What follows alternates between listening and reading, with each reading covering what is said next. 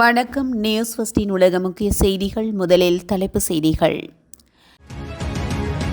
பிரித்தானிய கடல் எல்லைக்குள் ரஷ்ய உளவு கப்பல், தீவிர கண்காணிப்பில் பிரிட்டிஷ் கடற்படை. தமிழீழ தேசிய கொடியை அங்கீகரித்த பிரம்டன். கனடாவிலிருந்து வெளியேறி செல்லும் மக்கள். இங்கிலாந்தை விட்டு வெளியேறும் 50,000 தாதியர்கள். வாயை மூடு பன்றிக்குட்டி, பெண் ஊடகவியலாளரிடம் சேறிய ட்ரம்ப்.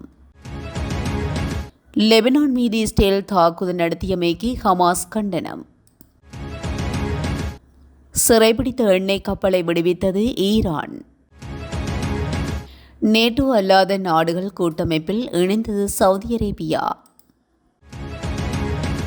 இங்கிலாந்து கடலில் அத்துமீறி நுழைந்த ரஷ்யாவின் உளவு கப்பல். ஆஸ்திரேலியாவில் 16 வயதுக்குட்பட்டவர்களுக்கு சமூக ஊடக பாவனை தடை. ஜப்பான் கடல் உணவுகளுக்கு சீனாவில் தடை. ட்ரம்ப் மம்தானி நாளை சந்திக்க திட்டம். அமெரிக்க இராணுவ அதிகாரிகள் உக்ரைனுக்கு பயணம். ஜப்பானில் உள்ள துறைமுகத்தில் தீ விபத்து, 170 கட்டிடங்கள் தீயில் எரிந்து நாசம். இந்தோனேசியாவில் மலையேற்றத்துக்காக சென்ற 170 பேர் மீட்பு. தொடர்பான விரிவான செய்திகள்.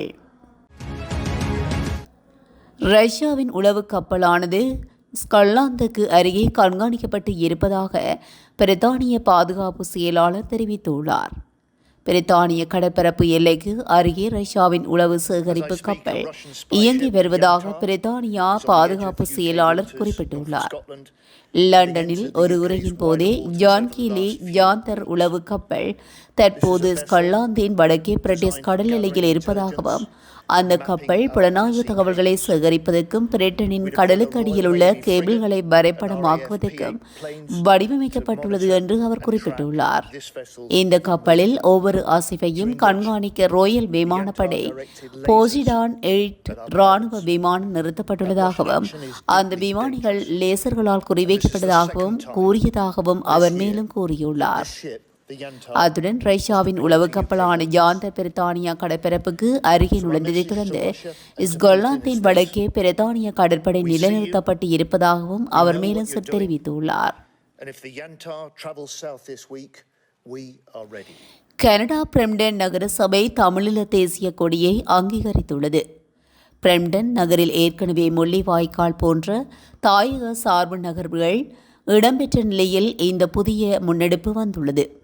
இந்த அங்கீகாரத்தின் அடிப்படையில் நாளை நவம்பர் 21 காலை 9:30 மணியளவில் பிரம்டன் நகர முதல்வர் பேட்ரிக் பிரவுன் தலைமையில் கென்வெலன்ஸ் சதுக்கத்தில் உள்ள கொடிக்கம்ப முற்றத்தில் தமிழீழ தேசிய கொடி ஏற்றப்படும் என பிரம்டன் நகர சபை அறிவித்துள்ளது. முன்னதாக தமிழீழ தேசிய கொடி நாளை அங்கீகரித்து பிரம்டன் நகர சபை சுற்று நிறுவம் ஒன்றையும் வெளியிட்டுள்ளது. எனவே தமது விடாமுயற்சி மற்றும் முன்னகர்வுகளால் தமிழீழ தேசிய கொடி நாளுக்குரிய இந்த அங்கீகாரம் கிட்டியதாக உலக தமிழர் உரிமை குரல் என்ற கனடிய புலம்பெயர் அமைப்பு குறிப்பிட்டுள்ளது. கனடாவின் டொரண்டோ பகுதியிலிருந்து கடந்த வருடத்தில் 35,000க்கும் அதிகமான குடும்பங்கள் வெளியேறியுள்ளதாக தெரிவிக்கப்படுகின்றது. கனடிய புள்ளி விவரவியல் திணைக்களம் உள்ளிட்ட பல்வேறு நிறுவனங்களின் தகவல்களின் அடிப்படையில் இந்த விவரங்கள் வெளியிடப்பட்டுள்ளன.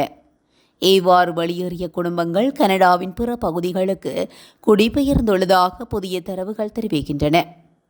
2024 ஆண்டு முதல் காலாண்டு முதல் 2025 முதல் காலாண்டு வரை டொரண்டோ பெரும்பாக பகுதியிலிருந்து மொத்தமாக 2.5 லட்சம் குடும்பங்கள் குடிபெயர்ந்துள்ளதாக தெரிவிக்கப்படுகின்றது. அத்தோடு 68,173 குடும்பங்களில் 51.5% முழுமையாக டொரண்டோவை விட்டு வெளியேறியுள்ளதாக கூறப்படுகிறது. குறித்த பகுதியில் பெரும் எண்ணிக்கையிலான மக்கள் நகரங்களை விட்டு கிராம பகுதிகளுக்கு குடிபெயர்ந்துள்ளதாக தகவல்கள் கூறுகின்றன. நாளாந்த செலவு உயர்வு காரணமாக மக்கள் டொரண்டோ பெரும்பாக பகுதியை விட்டு வெளியேறுவதாகவும் சர்வதேச ஊடகங்கள் தெரிவிக்கின்றன. இங்கிலாந்து அரசாங்கத்தின் குடியேற்ற திட்டங்கள் காரணமாக சுமார் 50,000 தாதியர்கள் நாட்டை விட்டு வெளியேறக்கூடும் என்று இது தேசிய சுகாதார சேவையை மிகப்பெரிய பணியாளர் நெருக்கடியில் தள்ளும் என்றும் புதிய ஆராய்ச்சி கூறுகின்றது. 5 ஆண்டுகளுக்கு பின்னர் தானாகவே குடியேறிய அந்தஸ்தை பெறுவதற்கு பதிலாக இங்கிலாந்தில் குடியேற விண்ணப்பிக்க 10 ஆண்டுகள் வரை காத்திருக்கும் திட்டங்களை அறிமுகப்படுத்துவதாக இங்கிலாந்து பிரதமர் கெய்டர் ஸ்டார்மர் கூறியுள்ளார். வெளிநாட்டு தொழிலாளர்களின் திறன் தேவைகளை பட்டப்படிப்பு நிலைக்கு உயர்த்துவது, அனைத்து வகையான விசாக்களுக்கும் தேவையான ஆங்கில மொழியின் தரத்தை உயர்த்துவது உள்ளிட்ட சீர்திருத்தங்கள் இங்கிலாந்தில் அறிமுகப்படுத்தப்பட உள்ளன.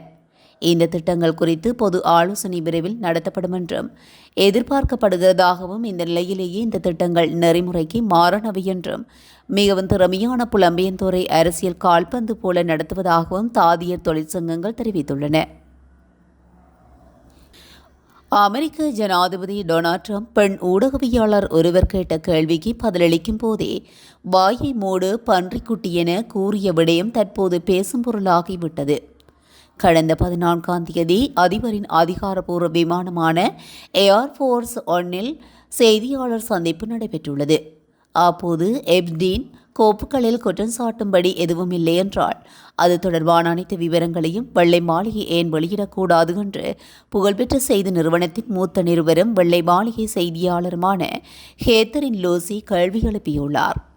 இதேபோன்று கேள்விக்கு பதிலளித்திருந்த ட்ரம்ப் லூசி மீண்டும் ஒரு துணை கேள்வி கேட்க முயன்றபோது அவரை கையமர்த்தி வாயை மூடு பன்றிக்குட்டி என்று கூறிவிட்டு அடுத்த நிருபருக்கு வாய்ப்பளித்தார். இந்த காணொளி வெளியாகி பெருங்கண்டனங்கள் எழுந்துள்ளன.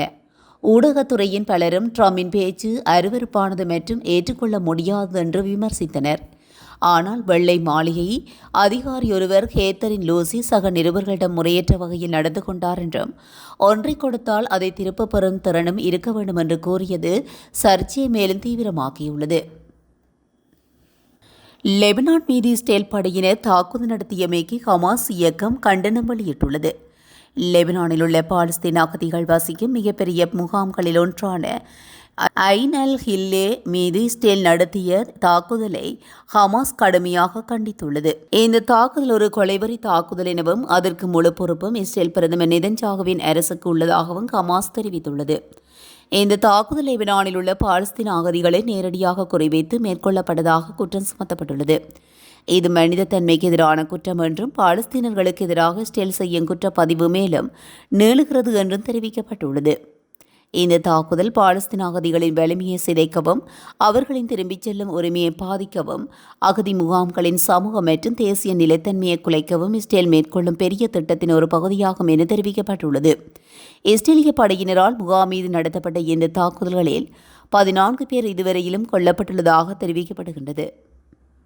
ஹார்முஸ் நீரிணை பகுதியில் ஈரான் கடந்த வாரம் சிறைப்பிடித்த மார்சல் தீவுகளின் கொடியேற்றப்பட்ட எண்ணெய் கப்பலை விடுவித்துள்ளது. இதுகுறித்து கொலம்பியா சேப் நிறுவனம் வெளியிட்டுள்ள அறிக்கையில் தெரிவிக்கப்பட்டுள்ளதாவது, எண்ணெய் கப்பல் தலராவை ஈரான் விடுவித்துள்ளது. அதிலிருந்து 21 பணியாளர்களும் பாதுகாப்பாகவும் நல்ல உற்சாகத்துடன் இருக்கின்றனர். அவர்களது குடும்பத்தினருக்கு தகவல் தெரிவிக்கப்பட்ட நிலையில் கப்பல் இப்போது வழக்கமான பணிகளை தொடர தயாராக உள்ளது. கப்பல் பணியாளர்கள், நிர்வாகிகள் அல்லது உரிமையாளர்கள் மீது ஈரான் எந்த குற்றச்சாட்டையும் சுமத்தவில்லை என்று அந்த அறிக்கையில் குறிப்பிடப்பட்டுள்ளது. ஐக்கிய அரபு அமீரகத்தின் அஜ்மான் துறைமுகத்திலிருந்து சிங்கப்பூர் நோக்கி சென்று கொண்டிருந்த தலாரா கப்பலை ஹார்முஸ் நீரிணை பகுதியில் ஈரான் கடந்த 14ஆம் தேதி சிறைபிடித்திருந்தமை குறிப்பிடத்தக்கது. மத்திய கிழக்கு பிராந்தியத்தில் அதிக சக்தி வாய்ந்த நாடாக கருதப்படும் சவுதி அரேபியாவை நேட்டோ அல்லது முக்கிய நாடுகளின் கூட்டமைப்பில் அமெரிக்கா சேர்த்துள்ளதாக அமெரிக்க ஜனாதிபதி டொனால்ட் ட்ரம்ப் அறிவித்துள்ளார். இஸ்ரேல் காசா போரில் அமெரிக்க நிலைப்பாட்டுக்கு எதிராக செயல்பட்டு வந்த சவுதி அரேபியாவுக்கு நேட்டோ அல்லாத நாடுகள் கூட்டமைப்பு அந்தஸ்து வழங்கப்பட்டிருப்பது சர்வதேச அளவில் பெரும் பேசும் பொருளாக மாறியுள்ளது. சவுதி அரேபிய இளவரசர் முகமது பின் சல்மான் அமெரிக்காவுக்கு உத்தியோகபூர்வ விஜயம் மேற்கொண்ட நிலையில் இந்த அறிவிப்பினை அமெரிக்க ஜனாதிபதி டொனால்ட் ட்ரம்ப் தெரிவித்துள்ளார்.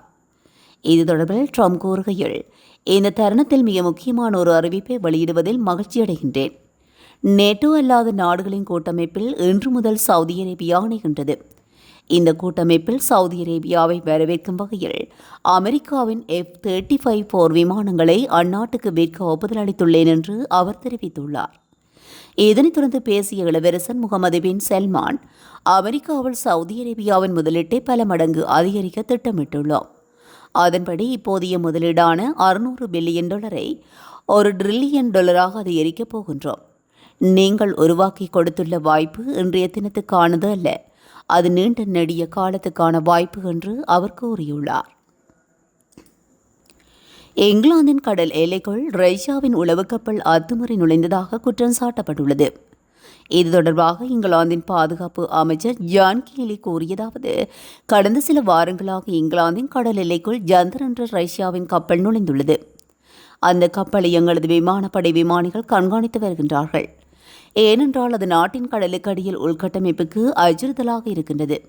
இந்த கப்பலின் ஒவ்வொரு அசைவையும் கண்காணிக்க கடற்படை போர்க்கப்பலையும் போர் விமானங்களையும் நாங்கள் நிறுத்தினோம். அப்போது எங்கள் விமானிகள் மீது ரஷ்யாவின் கப்பல் லேசர்களில் செலுத்தியது. ரஷ்யாவின் இந்த நடவடிக்கை மிகவும் ஆபத்தானது. நாங்கள் ரஷ்யாவுக்கும் புடினுக்கும் கோருவது என்னவென்றால், நாங்கள் உங்களை பார்க்கின்றோம், நீங்கள் என்ன செய்கின்றீர்கள் என்பது எனக்கு தெரியும், எதற்கும் நாங்கள் தயாராக இருக்கின்றோம் என்று கூறியுள்ளார். ஆஸ்திரேலியாவில் அமலுக்கு வரவிருக்கும் சமூக ஊடக தடைக்கு முன்னதாக 16 வயதுக்குட்பட்ட பயனர்களின் சமூக ஊடக கணக்குகளை மூடுவதற்கு சமூக ஊடக தளங்களான இன்ஸ்டாகிராம், ஃபேஸ்புக் மற்றும் த்ரெட்ஸ் ஆகியவை நடவடிக்கை எடுத்து வருவதாக தெரிவிக்கப்பட்டுள்ளது. 3 சமூக ஊடக தளங்களையும் சொந்தமாக கொண்ட மெட்டா 13 முதல் 15 வயதுக்குட்பட்ட பயனர்களுக்கு டிசம்பர் 4 முதல் அவர்களின் கணக்குகள் செயலிழக்கப்படும் என்று குறுஞ்செய்திகள், மின்னஞ்சல்கள் மூலமாக அறிவிக்க தொடங்கியுள்ளதாக கூறப்படுகிறது.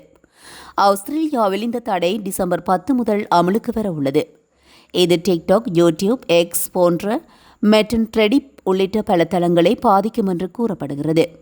இன்ஸ்டாகிராமில் 13 தொடக்கம் 15 வயதுடைய 1,50,000 ஃபேஸ்புக் பயனாளர்களும் 3,50,000 இளைஞர்களும் இருப்பதாகவும் ஆஸ்திரேலியா மதிப்பிட்டுள்ளது. டிசம்பர் 4 முதல் 16 வயதுக்குட்பட்ட குழந்தைகள் மெட்டாவின் சமூக ஊடக தளங்களில் கணக்குகளை உருவாக்க முடியாது. இளம் பயனர்கள் தங்கள் தொடர்பு விவரங்களை புதுப்பிக்குமாறு கேட்டுக்கொள்ளப்படுகிறார்கள் என்று நிறுவனம் அறிவித்துள்ளது. இதனால் அவர்கள் ஒரு கணக்கை திறக்க தகுதியுடையவர்கள் என்பதை அவர்களுக்கு தெரிவிக்க முடியும். அவர்களின் கணக்குகள் மூடப்படுவதற்கு முன்பு அவர்கள் தங்கள் எடுக்கைகள், காணொளிகள் மற்றும் செய்திகளை பதிவிறக்கம் செய்து சேமிக்க முடியும் எனவும் அறிவிக்கப்பட்டுள்ளது. தாய்வான் குறித்து ஜப்பான் பிரதமர் சனே தகைச்சி வெளியிட்ட கருத்துக்களை தொடர்ந்து சீனா, ஜப்பான் இடையேயான உறவில் பதற்ற நிலை வருகின்றது. இந்த நிலையில் ஜப்பான் கடல் உணவுகளுக்கு சீன அரசாங்கம் நிரந்தர தடை விதித்துள்ளது. இதேவேளை ஜப்பானுக்கு சீனா தங்களுடைய மக்கள் யாரும் செல்ல வேண்டாம் எனவும் அறிவுறுத்தப்பட்டுள்ளது. அது மட்டுமின்றி ஜப்பானிய நாட்டின் சினிமாவுக்கும் தடை விதிக்கப்பட்டுள்ளது. சீனாவின் மிகப்பெரிய உணவு ஆதாரமாக ஜப்பான் நாட்டின் கடல் உணவுகள் உள்ளதோடு ஆண்டுக்கு பல 1000 கோடிக்கும் கடல் உணவுகள் ஜப்பானிலிருந்து சீனாவில் இறக்குமதியாகின்றமையும் குறிப்பிடத்தக்கது. நியூயார்க்கின் புதிய மேஜராக தேர்ந்தெடுக்கப்பட்டுள்ள ஜொஹ்ரான் மம்தானியை நாளை நேரில் சந்திக்க உள்ளதாக அமெரிக்க ஜனாதிபதி டொனால்ட் ட்ரம்ப் தெரிவித்துள்ளார். இந்த சந்திப்பை உறுதி செய்துள்ள மம்தானியின் செய்தி தொடர்பாளர் டோரா பேக்கெக் மக்கள் பாதுகாப்பு, பொருளாதாரம் உள்ளிட்ட துறைகள் குறித்து ட்ரம்புடன் மம்தானி பேச்சுவார்த்தை நடத்த உள்ளதாக கூறியுள்ளார். முன்னதாக காசா மீதான இஸ்ரேலின் தாக்குதல்களுக்கு கண்டனம் தெரிவித்திருந்தாலும் இஸ்ரேல் பிரதமர் பெஞ்சமின் நெதன்யாகு நியூயார்க் வந்தால் அவர் மீது சர்வதேச குற்றவியல் நீதிமன்றம் விதித்துள்ள பிடியாணை உத்தரவின்படி அவரை கைது செய்வேன் எனவும் மம்தானி கூறியிருந்தார். இந்த தேர்தலில் மம்தானிக்கு நியூயார்க் மக்கள் வாக்களிக்க வேண்டாம் எனவும் அவர் ஒரு கம்யூனிஸ்ட் என்றும் தொடர்ந்தும் பொய்யான குற்றச்சாட்டுகளை மம்தானி மீது ட்ரம்ப் முன்வைத்து வந்தமையும் குறிப்பிடத்தக்கது. ரஷ்யா உக்ரைன் போரை முடிவு கொண்டு வருவது தொடர்பில் கலந்துரையாடலை மேற்கொள்வதற்கு அமெரிக்க இராணுவ அதிகாரிகள் உக்ரைனுக்கு பயணம் மேற்கொண்டுள்ளதாக தெரிவிக்கப்பட்டுள்ளன. ஜப்பானின் தென்மேற்கு ஒய்டா மாகாணத்தின் ஜகனோஸ்கி நகரத்திலுள்ள துறைமுகத்தில் நேற்று திடீரென தீ விபத்து ஏற்பட்டுள்ளது. மளமளவென பற்றி எறிந்த தீ மற்ற கட்டிடங்களுக்கு வேகமாக பரவி அருகே உள்ள மீனவர்களின் வீடுகளுக்கு பரவியுள்ளது. இதுகுறித்து தகவல் அறிந்த தீயணைப்பு வீரர்கள் வாகனங்கள் மற்றும் ஹெலிகாப்டர்களில் வந்து தீயை அணைக்க போராடிய நிலையில் நீண்ட நேரத்துக்கு பிறகு துறைமுகத்தில் பரவிய தீ அணைக்கப்பட்டுள்ளது. இந்த தீ விபத்தில் 170 கட்டிடங்கள் தீயில் எரிந்து நாசமாகியுள்ள நிலையில் ஒருவர் உயிரிழந்துள்ளமையும் குறிப்பிடத்தக்கது. இந்தோனேசியாவில் செமரு எரிமலை வெடித்த நிலையில் மலையேற்றத்தில் ஈடுபட்டிருந்த 170க்கும் மேற்பட்டவர்கள் பாதுகாப்பாக மீட்கப்பட்டதாக அதிகாரிகள் தெரிவித்துள்ளனர். மலையேற்றத்தில் ஈடுபட்டிருந்தவர்கள் ஜாவா மாகாணத்தின் லொமாயாங் மாவட்டத்தில் உள்ள மலையின் அடிவாரத்தில் சிக்கியிருந்ததாக தெரிவிக்கப்படுகிறது. செமரு மலையின் நில அதிர்வு செயற்பாடு வெடி உயர் மட்டத்தில் தொடர்வதை குறிப்பதாகவும் பனிச்சரிவு ஏற்படுவதற்கு அதிக வாய்ப்பு இருப்பதாகவும் அதிகாரிகள் தெரிவித்துள்ளனர். இந்நிலையில் மலையேற்றத்துக்காக சென்ற பலர் பாதுகாப்பாக மீட்கப்பட்டுள்ளமை குறிப்பிடத்தக்கது. இதுபோன்ற செய்திகளை உடனுக்குடன் தெரிந்து கொள்ள நியூஸ் ஃபர்ஸ்டுடன் இணைந்திருங்கள். நன்றி, வணக்கம்.